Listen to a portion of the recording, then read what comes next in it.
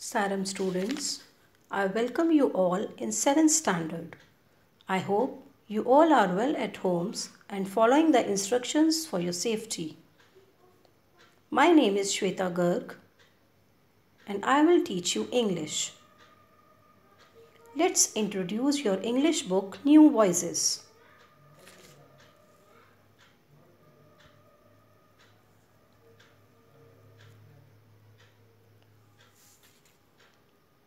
Here are the contents. There are 17 chapters. First chapter is The Surprise Party.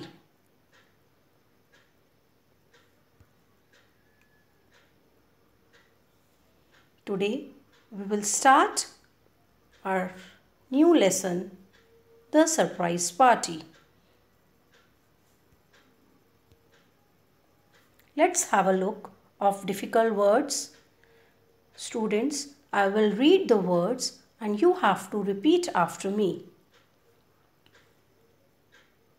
Throng, goblin, dungeon, stumped off, butterscotch. I repeat, throng, goblin, dungeon, stumped off, butterscotch. Now make sentences. Throng. A boy was lost in the throng. Or he was met by a throng of journalists and photographers. Dungeon. He had been in the dungeon for 90 days at a time. Or the dacoits used to live in dungeon in ancient times.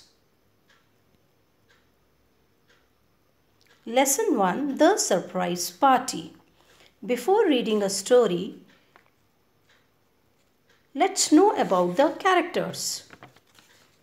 There are many characters, but main role is Bilbo Baggins, who is a hobbit.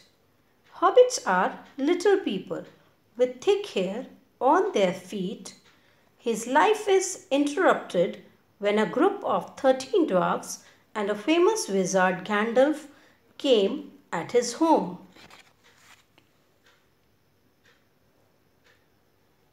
Now let's read the story. The story so far. In a hole in the ground there lived a hobbit, and his name was Bilbo Baggins. Not a nasty, dirty, wet hole, nor yet a dry, bare sand hole. It was a hobbit hole, and that means comfort. Hobbits are little people, smaller than dwarfs. They wear no shoes because their feet grow natural leathery soles and thick brown hair. They never had any adventures or did anything unexpected. Good morning. What do you mean?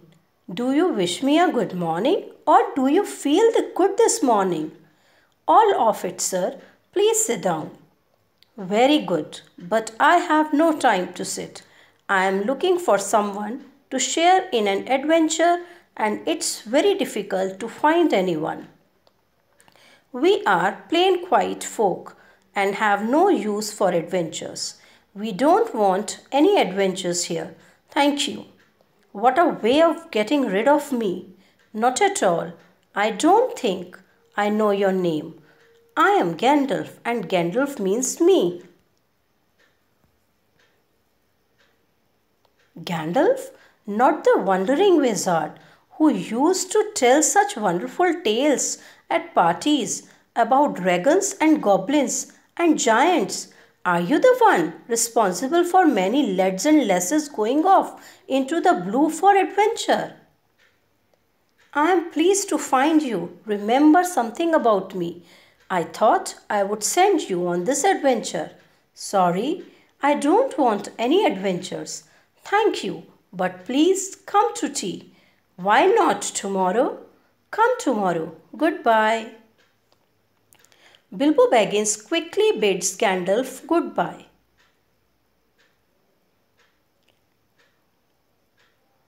What on earth did I ask him to tea for?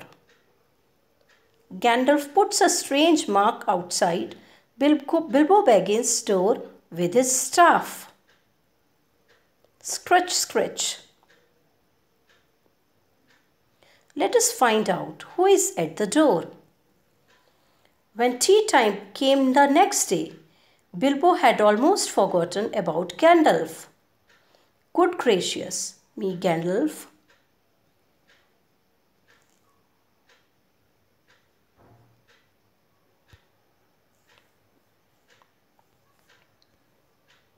Just before tea time, there came a loud ring on the front door bell. Bilbo ran to the door.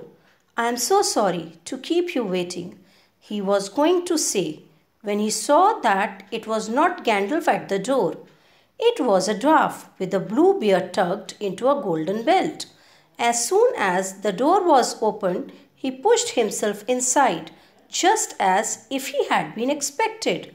"Dwalin at your service," he said with a low bow. "Bilbo Baggins at yours," he said, surprised. When the silence that followed had become uncomfortable, he added, "I am just about to have tea. Do come in and have some with me."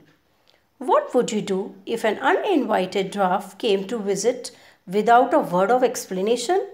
They had not been at the table long when there came an even louder ring at the bell.